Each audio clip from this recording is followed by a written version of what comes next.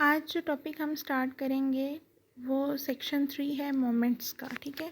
और ये मोमेंट्स जो हैं ये अंग्रेज़ी वाला मोमेंट नहीं है, ठीक है। बेसिकली ये जो मोमेंट्स हैं ये मैथमेटिकल एक्सपेक्टेशंस हैं जिनको हम मोमेंट्स कहेंगे distribution of a random variable, ठीक है। और या सिंपल हम इनको moments of a random variable भी कहते हैं, ठीक है। तो जैसा कि हमने लास्ट लेक्चर में एक्सपेक्टेशन का 2 लेक्चर्स में बल्कि मैंने आप लोगों को बड़े अच्छे से उसका कॉन्सेप्ट जो था आप लोगों के साथ डिस्कस किया। तो एक्सपेक्टेड वैल्यू बेसिकली क्या होती है आपके पास, मैंने आपसे जैसे कहा भी था कि वो मीन है या एवरेज कह रही थी, वेटेड एवरेज, ठीक है, एक रैंडम वेरिएबल की। तो बेसिकली जो मीन है वो या एक्सपेक्टेड वैल्यू जो है जिसको हम मीन कहते हैं वो मैयर ऑफ लोकेशन और सेंट्रल टेंडेंसी है, ठीक है। यानी कि किसी भी लोकेशन की वो मैयर या वो सेंट्रल टेंडेंसी है। बेसिकली क्या है कि अगर हमने क्या किया मैथमेटिकल एक्सपेक्टेशन को यूज़ करते हुए कि जब हमें रैंडम वेरिएबल्स को समराइज़ करना था एक सिंगल नंबर से, तो हम मीन जो है वो एक गुड चॉइस होती है, ठीक है। यानी कि एक्सपेक्टेड वैल्यू एक गुड चॉइस है। और जो मीन है ना वो बेसिकली उसको हम सेंट्रल टेंडेंसी इसी वजह से कहते हैं कि वो लाई करता है somewhere in the middle of the range of given data, ठीक है। जैसा कि ये मैंने ये जो डायग्राम में भी बना के दिखा हुआ है, बेसिकली मीन आपका क्या है कि मिडल ऑफ द जो भी आपकी रेंज होगी गिवन डाटा की, उसका मिडल जो पॉइंट होगा वो आपका मीन होगा, ठीक है। अब मीन का जो कॉन्सेप्ट है वो बेसिकली ऐसा है जैसे सेंटर ऑफ ग्रेविटी है, ठीक है। अब क्योंकि सेंटर ऑफ ग्रेविटी आप लोग अगर आप लोगों ने सारे फिज़िक्स पढ़ी हुई है तो आप लोग इससे फेमिलियर होंगे कि जो सेंटर ऑफ ग्रेविटी है मतलब उस पर आप जब कोई भी पॉइंट देखते हो तो वो उस पर एक इक्विलिब्रियम पोजीशन में होता है, ठीक है। फिर उसके बाद अगर वो मतलब वहाँ से आप उसको कह लें कि डेविएट करते हैं तो फिर डिफरेंट डेविएशंस आ जाती हैं, यानी कि पॉइंट को वहाँ से हटा देंगे तो फिर वो किस तरह से जो है उसका मतलब बिहेवियर उसका चेंज हो जाएगा। तो बेसिकली क्या है कि ये जो मोमेंट की टर्म है, मोमेंट की टर्म आई फिज़िक्स से है, ठीक है। ये फिज़िक्स की फील्ड से जो है ये टर्म स्टार्ट्स में आई और वहाँ पे उसकी फ़िज़िकल इंटरप्रिटेशन जैसे है कि जैसे हम मीन को सेंटर ऑफ ग्रेविटी कहते हैं और जो कि हमारा जो है फर्स्ट मोमेंट है। इसी तरह से अगर हम सेकंड एक और अभी मोमेंट की जब डेफिनेशन पढ़ेंगे तो ये ज़्यादा क्लियर हो जाएगा। तो जब हम सेकंड मोमेंट लेते हैं अबाउट ओरिजिन तो वो मोमेंट ऑफ इनर्शिया है, ठीक है। तो ये बेसिकली इसका जो है वो कॉन्सेप्ट है। मज़ीद आप लोग इसको देख सकते हो, मैं इससे रिलेटेड कुछ वीडियोस भी सेंड कर दूँगी और ज़ाहिर है इसके लिए फ़िज़िक्स के कॉन्सेप्ट्स पता होने चाहिए तभी आप इसको रिलेट कर सकते हो। तो ये आप लोगों को इसको जो है वो देखना है, ठीक है। नेक्स्ट अब हम देखते हैं कि मोमेंट्स बेसिकली जो हमने पढ़ने हैं किस तरह के हैं और ये मोमेंट्स की क्या टाइप्स हैं। 3 तरह के मोमेंट्स बेसिकली होते हैं। एक मोमेंट होते हैं जो फर्स्ट टाइप है वो अबाउट ओरिजिन है, जो सेकंड टाइप है इनकी वो अबाउट मीन है और जो थर्ड टाइप है वो अबाउट अ पॉइंट, कोई भी एनी अदर पॉइंट जो है वो ए, कुछ भी हो सकता है वो पॉइंट, ठीक है।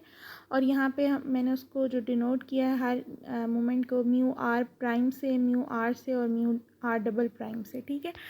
लेकिन हम अपने इस जो हम अपने टॉपिक में जो स्टडी करेंगे वो ये फर्स्ट 2 टाइप्स ऑफ मीन्स जो हैं मोमेंट्स जो हैं वो डिस्कस करेंगे, ठीक है। Moments about origin and moments about mean, ठीक है। तो इसमें जो है फर्स्ट वन जो है इसका फार्मूला मैंने लिखा है कि म्यू आर प्राइम बेसिकली क्या है। अगेन देखें कि एक्सपेक्टेड वैल्यू है उस रैंडम वेरिएबल की अबाउट ओरिजिन। इसी तरह से मोमेंट अबाउट मीन क्या है, आपके पास एक्सपेक्टेड वैल्यू है आपकी अबाउट मीन के, ठीक है। बेसिकली जो एक्स प्राइम है सॉरी एक्स बार जो है वो आपकी मीन वैल्यू होगी, ठीक है। यहाँ पे म्यू वन अगर हम आर की वैल्यू 1 रखते हैं तो म्यू 1 प्राइम का मतलब है x coordinate of the centre of gravity, अगर हम इसको फिज़िकल इसका जो है फ़िज़िकल टर्म्स में देखते हैं। इसी तरह से म्यू 2 प्राइम अगर हम कहते हैं तो वो मोमेंट ऑफ इनर्शिया है।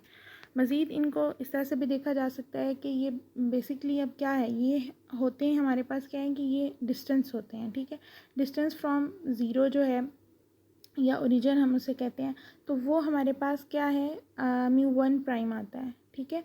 जैसे कि मैंने आपको बताया कि अगर सेंटर ऑफ ग्रेविटी देखें कोई पॉइंट पड़ा है और उसी एक्स एक्सिस पे आप कहीं और कोई और पॉइंट दूसरा ले रहे हैं एक्स, ठीक है, उसके ऊपर जो फोर्स एक्ट कर रही होगी वो परपेंडिकुलर एक्ट करेगी, ठीक है। और जो उसका डिस्टेंस होगा, कोई भी पॉइंट है x1 है, तो वो जो ओरिजिन से आप उसका जो डिस्टेंस है आप उसको कैलकुलेट करोगे, जितने भी पॉइंट्स होंगे और उनको सम अप करोगे और फिर जितने वो नंबर ऑफ़ पॉइंट्स हैं उन पे आप डिवाइड कर दोगे, तो ये बेसिकली आपके पास मीन आ जाता है, ठीक है, जो कि हमने अभी पढ़ा भी एक्सपेक्टेड वैल्यू यही बेसिकली है, ठीक है। नेक्स्ट जो है मतलब कि एक्सपेक्टेशन जो पढ़ी है हमने वो ये म्यू ही है, ठीक है। मीन वैल्यू जो है इसकी म्यू होती है, जिसको हम म्यू वन प्राइम भी कह सकते हैं और म्यू भी कह सकते हैं सिंपली, ठीक है। इसी तरह से सेकंड, अगर हम आर की वैल्यू 2 रखते हैं तो फिर हमारे पास जो म्यू टू प्राइम आएगा, ये बेसिकली एवरेज स्क्वायर डिस्टेंस होंगे ओरिजिन से।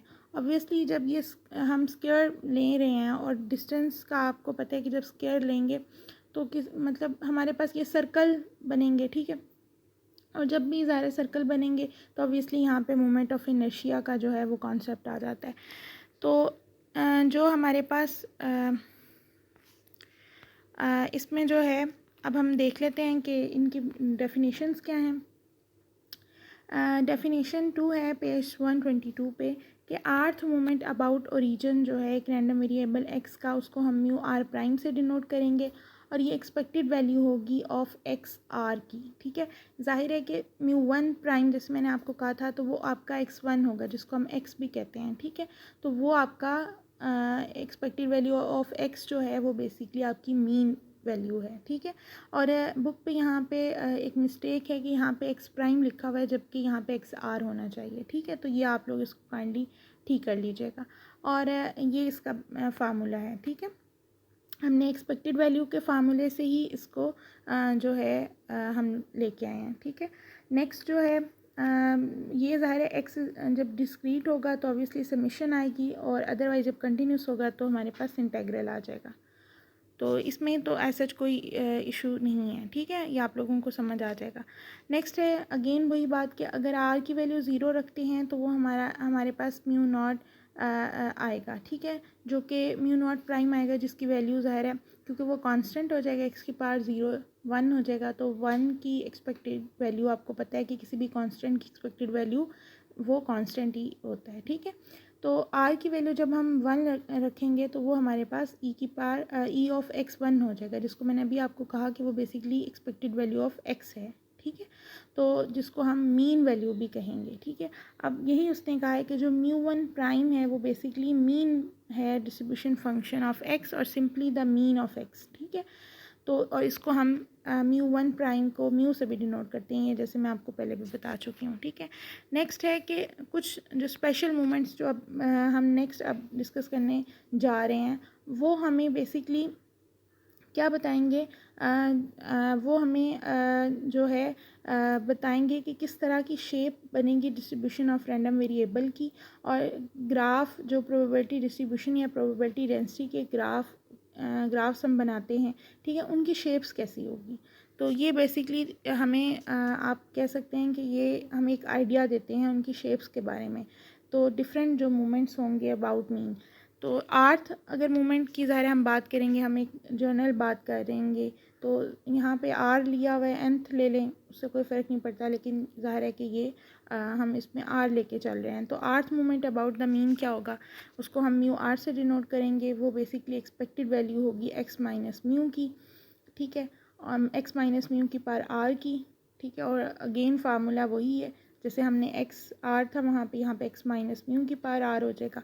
और डिस्क्रीट और कंटिन्यूस के लिए ये डिफरेंट जो है ऑब्वियसली ये दो फार्मूलाज हैं। नेक्स्ट जो है वो आपके पास है कि अगर अगेन यहाँ पे अगर आर ज़ीरो होगा तो फिर म्यू नॉट भी आपका 1 होगा, और अगर आपका आर जो है वो 1 के इक्वल है तो आपका म्यू 1 जो है वो 0 होगा, ठीक है। क्योंकि बेसिकली म्यू 1 जो होगा उसको उसकी जो डेफिनेशन बनेगी वो ई of x minus E of mu बनेगी, ठीक है। और अगेन ज़ाहिर है ई ऑफ एक्स म्यू के इक्वल होता है, अगर एक्सपेक्टेड वैल्यू ऑफ म्यू लेते हैं, म्यू एक कांस्टेंट है तो वो म्यू ही आएगा, तो ये इज़ इक्वल टू